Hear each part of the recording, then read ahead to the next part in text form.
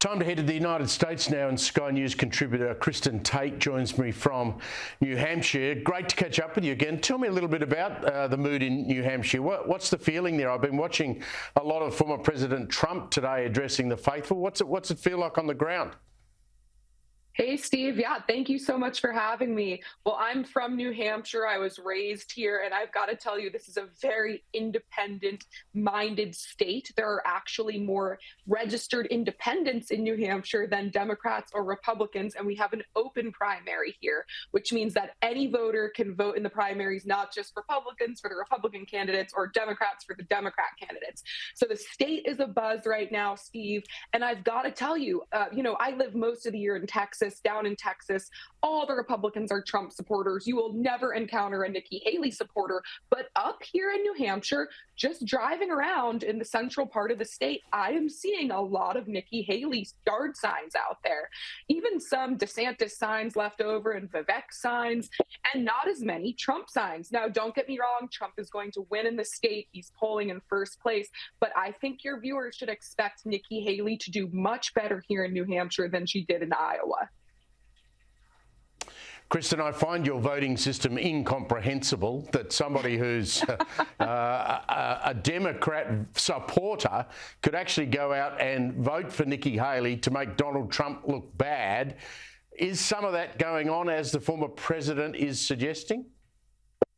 Yes, of course. So another thing to keep in mind is that Joe Biden is actually not on the ballot in the primaries here. The Democrats tried to switch their primary system and make South Carolina the first state, but our state house near New Hampshire is controlled by the Republicans and they would not budge. So they're going forward with the primaries, but Biden's name is not available. So many Democrats who would have gone and just voted for Biden will probably end up going and voting for Nikki Haley just to spite Donald Trump and make it look like he had a less of a win than he really did. But yes, it's quite an interesting system, and New Hampshire has always been a little bit unique in the United States for that reason. We saw the result in Iowa. If Donald Trump were to repeat that in New Hampshire and even better it, that really is the end game, isn't it? I mean, seriously, if he can win those first two primaries, he's on his way.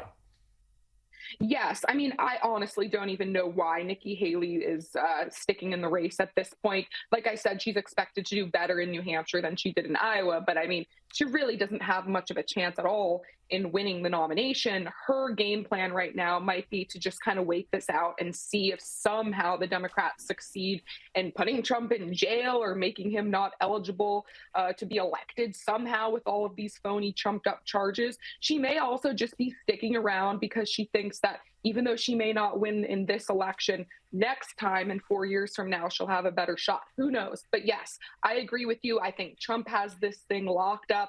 The much more interesting question is who will be the Democratic nominee, because there are lots of whispers around that at the last minute, Joe Biden might step aside. He's quite old. He's got all these scandals piling up with his son, Hunter Biden, and he's polling really pathetically with his base. Right now, national polls are showing him and Donald Trump pretty much tied. So things are looking bad for Biden, and that's actually the side of the aisle where I think things could get a little more interesting.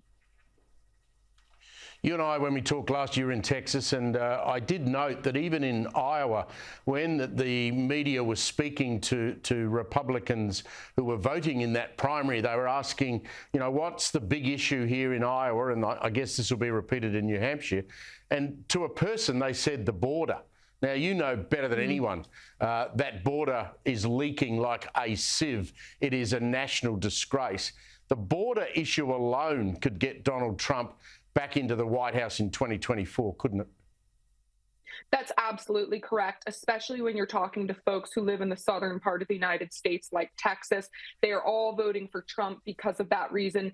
Back home in Texas, all my neighbors, they're kind of like independent voters, moderate types. Most of them voted for Joe Biden in the last election. They have all said no more, and it's because of that border issue. And I have to tell you, Steve, even up north, here in New Hampshire, down in Boston, where I have a lot of family, the immigration issue is starting to become a big deal as well, because you have Governor Greg Abbott down in Texas bussing up thousands of migrants to these other northern, more blue states that didn't really have to deal with this problem firsthand. And now they are realizing the consequences of a wide open border. So you're absolutely right. The border really could be the #1 issue in this election. And if it is, that is very bad news for Joe Biden and the Democrats.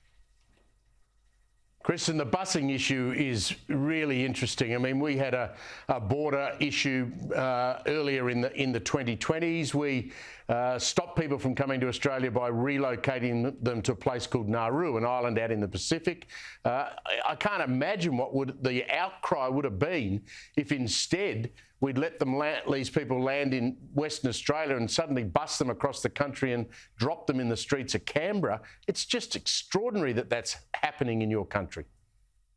Yeah, I mean, it's a brilliant move by Governor Greg Abbott. And I find it quite humorous, Steve, when Eric Adams, the mayor of New York City, starts complaining and wailing over a few thousand illegal immigrants being bused to his city, the biggest city in the United States.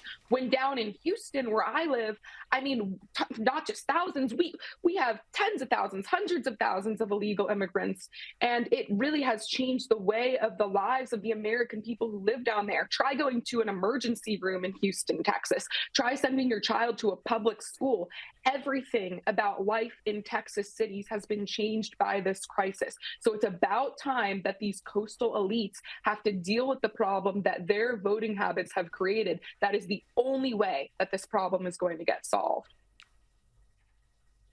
Were you surprised, Kristen, when DeSantis pulled the pin? I mean, he'd spent tens of millions of dollars in Iowa alone trying to get his numbers up. I guess he had no path, as he said, to victory. But were you surprised he pulled out so quickly?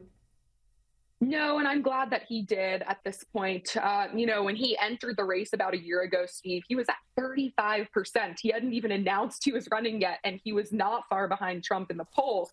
What happened, though, was that the indictments really rallied support around Trump. In March, when that first indictment came, you immediately saw this bump for Trump. He bumped by like 10 points in the polls, while DeSantis saw his support dwindle by 5 points. So what has happened here is that a lot of Republicans, they love DeSantis. They think his policies are great, but they have said we have to support Donald Trump, because to not support Donald Trump is to tell Democrats that they can get away with subverting our justice system to take out their primary political opponent. And we will not let that stand. Always a pleasure to catch up with you. That's Sky News contributor Kristen Tate. Thank you very much, Steve. Always a pleasure.